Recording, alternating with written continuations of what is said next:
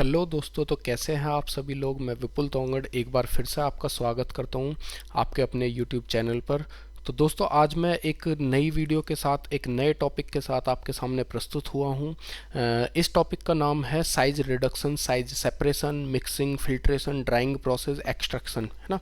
मतलब कि हम कहते हैं कि D pharma first year pharmaceutics के अंदर जो आपकी यूनिट थर्ड है उसका कंप्लीट सॉल्यूशन आज मैं लेकर के आया हूं, और मैं आशा करता हूं आपको यह वीडियो अच्छी लगे और आपके लिए ये काफ़ी हेल्पफुल साबित हो।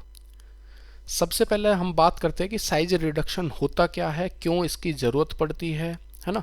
तो सबसे पहले हम बात करते हैं कि साइज रिडक्शन होता क्या है।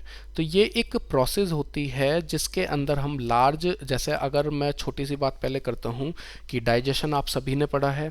तो डाइजेशन के अंदर होता क्या है कि हमने एक बड़ा टुकड़ा खाया, है ना। तो उस बड़े टुकड़े को जो हमारी इंटेस्टाइन के अंदर विलाई होती हैं वो एब्जॉर्ब तो नहीं कर सकती, है ना।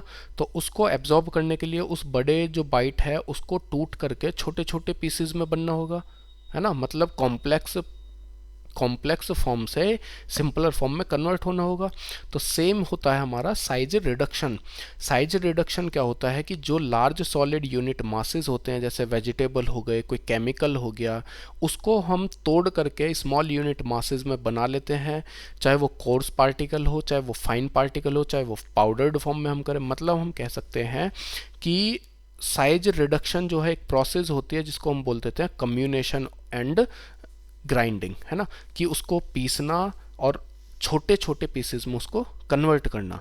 अब इसकी ज़रूरत क्यों है हमें, तो साइज रिडक्शन जो है हमारा, उसकी ज़रूरत हमें क्यों पड़ी कि साइज रिडक्शन की वजह से ही जो कोई भी पर्टिकुलर ड्रग है उसका सरफेस एरिया इंक्रीज होता है, जिसकी वजह से एब्जॉर्प्शन जो है वो क्या हो जाता है, तेज हो जाता है।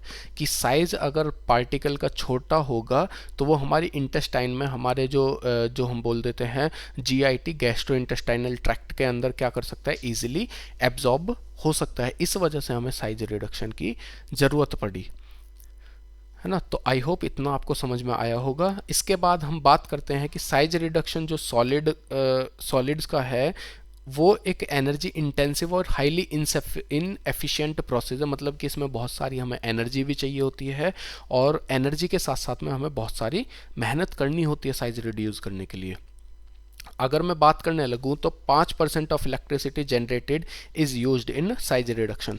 तो जो नॉर्मली हम साइज रिडक्शन जो है, मतलब नॉर्मली जो है 5% तक बिजली हम इसके अंदर खर्च कर देते हैं अपनी पूरी इंडस्ट्री की। Based on energy required for a creation of new surfaces, the industrial scale process is generally less than 1% efficient. इसी वजह से जो है हमारा एनर्जी रिक्वायर्ड की वजह से जो इंडस्ट्रियल स्केल प्रोसेस है वो 1% लेस एफिशिएंट होती है। इसके बाद में रॉ मटेरियल साइज रिडक्शन की अगर मैं बात करूं तो रॉ मटेरियल ऑफर occur in sizes that are too large to be used and therefore they must be size reduced. मतलब कि जो रॉ मटेरियल होता है वो बहुत बड़ा साइज होता है और उसको हम यूज़ करने में जो है इतना पॉसिबल नहीं हो सकता बड़ा साइज। तो इस वजह से उसको हम क्या कर देते हैं, रिड्यूस कर देते हैं साइज को। The term size reduction is applied to all the ways in which particles of solid are cut or broken into small pieces. मतलब यह है कि साइज रिडक्शन जो है वो सारी प्रोसेस जिसके अंदर हम सॉलिड पार्टिकल को या तो कट कर दें, या तो उसको तोड़ दें, या तो उसको स्मॉल पीसेस में कन्वर्ट कर दें, तोड़ करके, काट करके, पीस करके, कैसे भी। तो उस पूरी प्रोसेस को हम बोल देते हैं size reduction. The reason that size reduction और comminution is usually carried out to increase the surface area, जैसा मैं बता चुका हूँ कि सरफेस एरिया जो है मटेरियल के उसको इंक्रीज करने में यूज होता है हमारा size reduction. Comminution is a generic term for size reduction. Crushers and grinders are type of comminuting equipment. तो कम्यूटेशन जनरली जेनेरिक नेम है साइज रिडक्शन का ही, जिसके अंदर क्रशर्स, ग्राइंडर्स, है ना, ये सभी चीज़ें आती हैं। डेफिनेशन की एक पर्टिकुलर डेफिनेशन की बात करते हैं। तो साइज रिडक्शन एक ऑपरेशन है जिसके अंदर हम बड़े पार्टिकल्स को छोटे पार्टिकल्स में कन्वर्ट करते हैं ताकि वो एक्सटर्नल फोर्स की मदद से, ताकि वो इजीली क्या हो सके, एब्जॉर्ब हो सके। और इसी साइज रिडक्शन का एक अलग नाम है कम्यूनेशन। जैसे आप पिक्चर के अंदर देख पा रहे होंगे कि यहाँ पर जो पार्टिकल्स है वो बड़े बड़े साइज में है, लेकिन जैसे ही इसको हम या तो ग्राइंड कर दें या तो इन पीसीज को हम ऐसे कट कर दें बीच बीच में से, है ना, तो ये क्या हो जाते हैं, इस तरीके से छोटे साइज में कन्वर्ट हो जाते हैं, जिसको हम इजीली कैरी भी कर सकते हैं, इजीली हैंडल भी कर सकते हैं और इजीली यूज़ में भी ले सकते हैं। इसके बाद में अगर बेनिफिट्स की बात करते हैं साइज रिडक्शन में, तो एक तो ये सरफेस एरिया को इंक्रीज कर देता है, जिसकी वजह से पार्टिकल की रिएक्टिविटी जो है वो बूस्ट अप हो जाती है ना, वो मतलब जल्दी रिएक्ट कर सकता है। डिसोल्यूशन क्या होता है, पार्टिकल जल्दी ही घुल सकता है ना। इसके साथ साथ में कैटेलाइटिक इफेक्ट जो है वो भी इंक्रीज हो जाते हैं, इन्हांस हो जाते हैं। इसके साथ में ये परमिट करता है सेपरेशन को, जो हमारे अनवांटेड इंग्रेडिएंट्स जो है उस पर्टिकुलर ड्रग के अंदर आ गए हैं, है ना। और तीसरा है हमारे इजीली हैंडलिंग। मान लो कि भाई आपके पास में एक इतना बड़ा 100 किलो का, है ना, 100 केजी का कोई ड्रग का पीस है, रॉ मटेरियल है, तो उस रॉ मटेरियल को 100 केजी के रॉ मटेरियल की वजह से अगर इसको मैं काट दूं, है ना, और 5-5 केजी के 20 पार्ट्स में डिवाइड कर दूं, तो ये इजी हो जाएगा हमें हैंडल करना, है ना।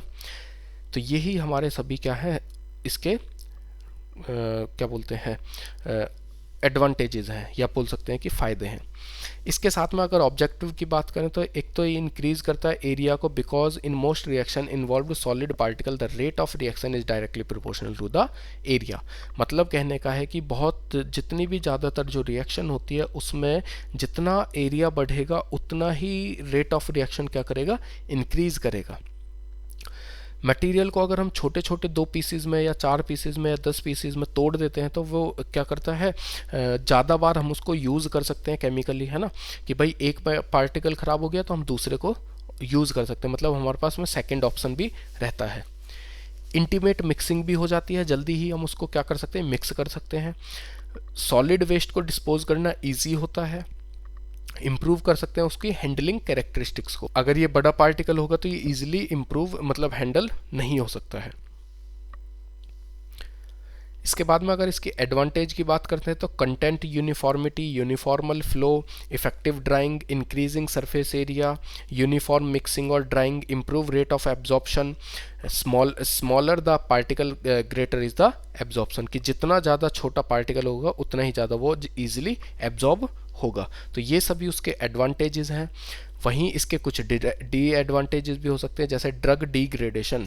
ड्रग डिग्रेडेशन का मतलब होता है कि अगर पार्टिकल का साइज़ मान लो इतना है और एक पार्टिकल का साइज़ इतना है, तो ये जो है ये जल्दी ही किसी भी माइक्रोबियल पार्टिकल के एक्शन की वजह से जल्दी डिग्रेड होगा इन कंपेयर टू बड़े वाले साइज़ के, है ना। दूसरा है कंटेमिनेशन, कि अगर आप साइज छोटा रखते हैं तो वो कंटेमिनेट जल्दी होता है इन कंपेयर टू बड़े साइज के।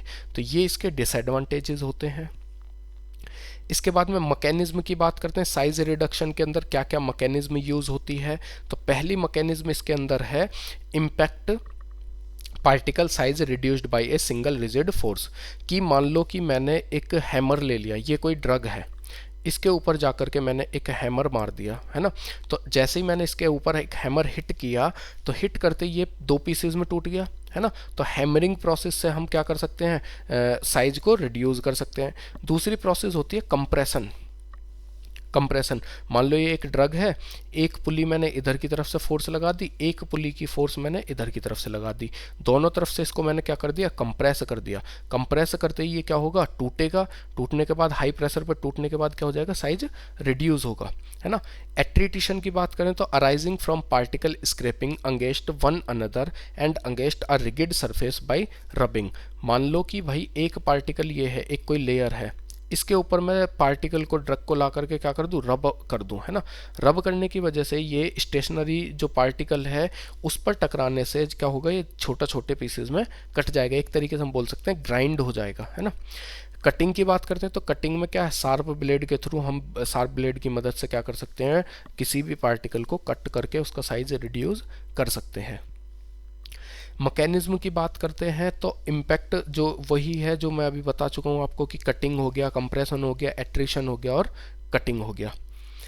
इसके बाद में ये कुछ एग्जाम्पल दिखाए हुए हैं जो मैंने आपको पहले समझा चुका हूँ कि भाई कटिंग का मतलब क्या है, इम्पैक्ट का मतलब क्या है, शेयर का मतलब क्या है और कंप्रेशन का मतलब क्या है। तो इम्पैक्ट का मतलब तो हो गया कि भाई ये एक पार्टिकल है, ड्रग पार्टिकल, इसके ऊपर ला करके मैं क्या कर दूँ, इसके ऊपर एक मूवेबल पार्टिकल को लाऊं और पार्टिकल को क्या करा दूं, हिट करा दूं।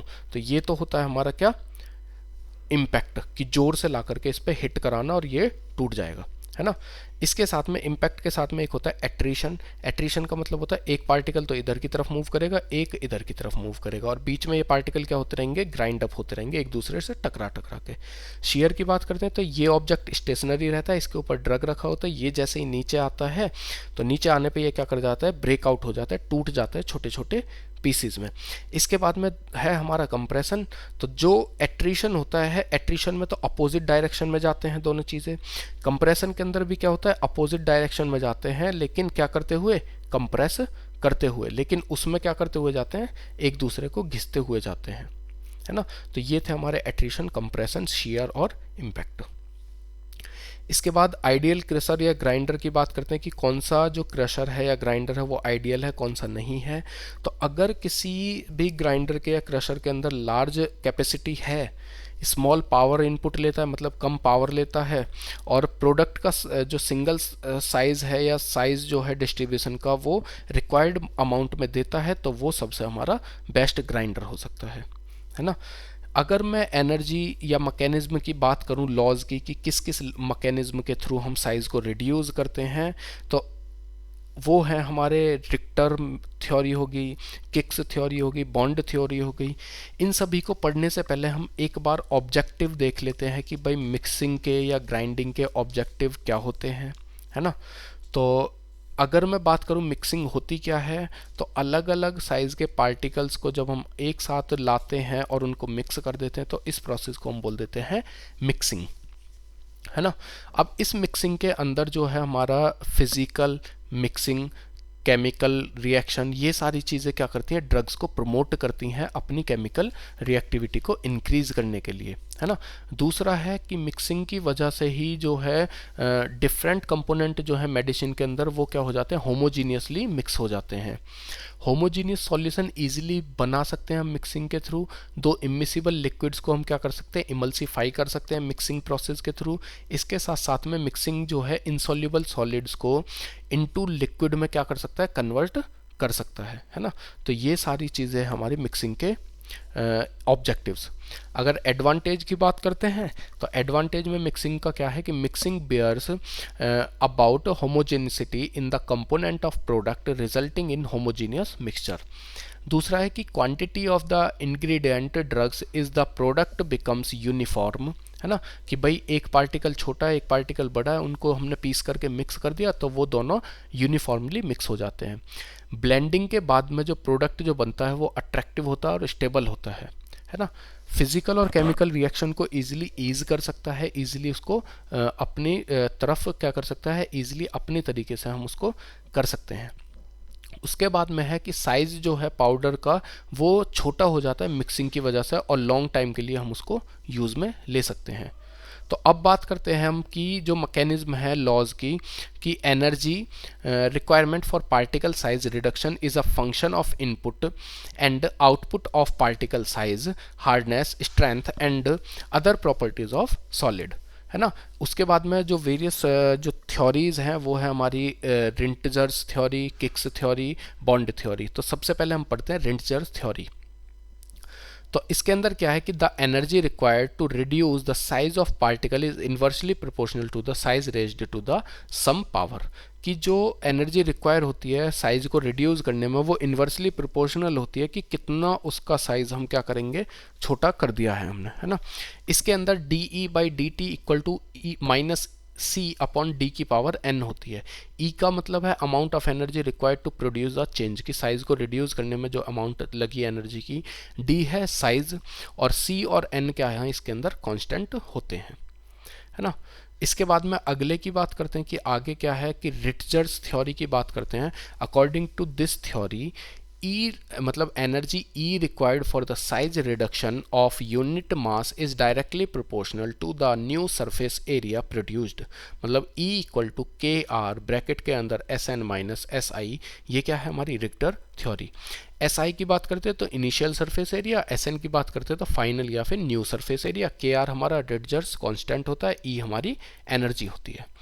इसके बाद में किक्स थ्योरी कहती है कि energy required for deforming a set of particle of equivalent size shape is proportional to the ratio of the change in the particle.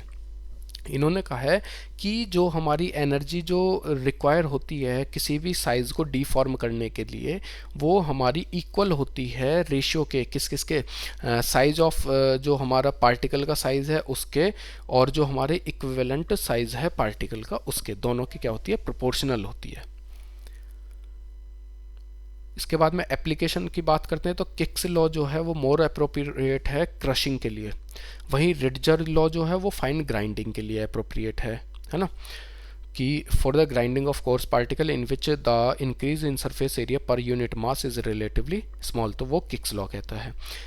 रिडजर law में जो है हमारा फाइन ग्राइंडिंग पार्टिकल्स के लिए यूजफुल है कि the size of reduction of fine powder in which large area of new surface are being created, Ridger's law fits the experimental data better। इसके बाद में हम बात करते हैं कि जो हमारी बॉन्ड्स थ्योरी है वो क्या है। तो according to bond theory the energy used in crack, या फिर हम बोल सकते हैं to break propagation in is proportional to the new crack length produced, है ना, कि जो पुराना क्रैक जितना हमने तोड़ा उसकी एनर्जी डायरेक्टली प्रोपोर्शनल होती है जो नया हमारा क्या बना, क्रैक प्रोड्यूस हुआ है। दूसरे वर्ड्स में कहें तो it states that energy required for deforming a set of particle is equivalent to the shape of proportional to the change in the particle dimension, मतलब E equal to 2kb 1/√dn minus 1/√di। ठीक है जी। Rittinger theory में n की value 2.0 होती है, energy new surface are formed, एक इस एनर्जी में न्यू सरफेस बन जाता है।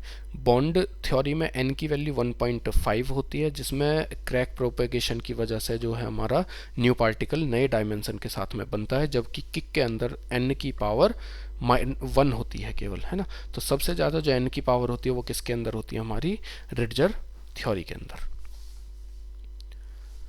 इसके बाद बात करते हैं factor influencing choice of size reduction, है ना, कि पहला है फीड एंड प्रोडक्ट साइज। तो जो हमारे साइज रिडक्शन को फैक्टर्स जो इन्फ्लुएंस करते हैं या फैक्टर जो अफेक्ट करते हैं उनकी बात करते हैं। तो इनके अंदर पहला है कोर्स क्रशर।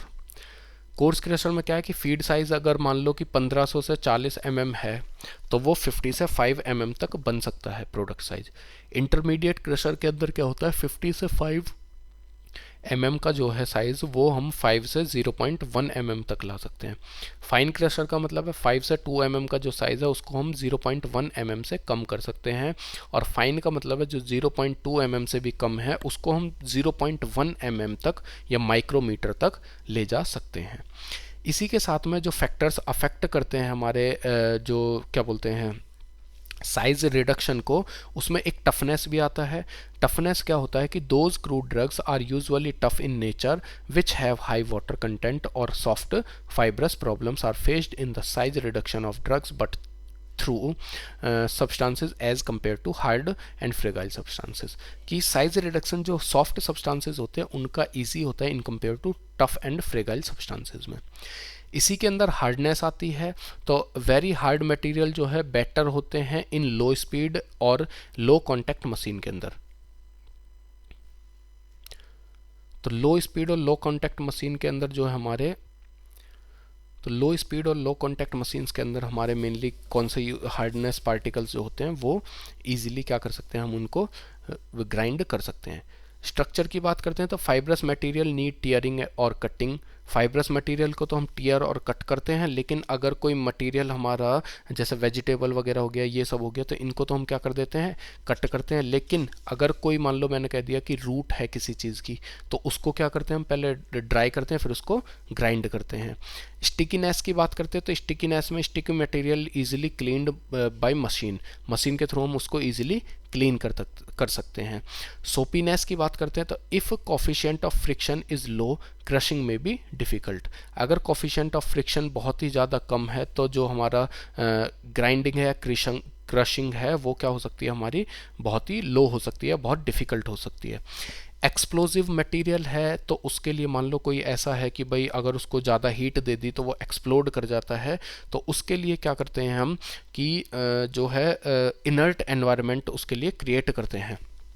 जो हमारे हैजार्ड के लिए मतलब हेल्थ के लिए हैजार्डस है उसके लिए क्या करते हैं हम प्रोटेक्टिव जो एटमॉस्फेयर है वो क्रिएट करते हैं। मतलब जैसे हम उसको एक पर्टिकुलर किसी रूम के अंदर जहाँ रेडिएशन फ्री हो, वो है ना, रेडिएशन ना निकल पाए, ऐसे किसी रूम के अंदर जा करके हम उसको ग्राइंड करते हैं।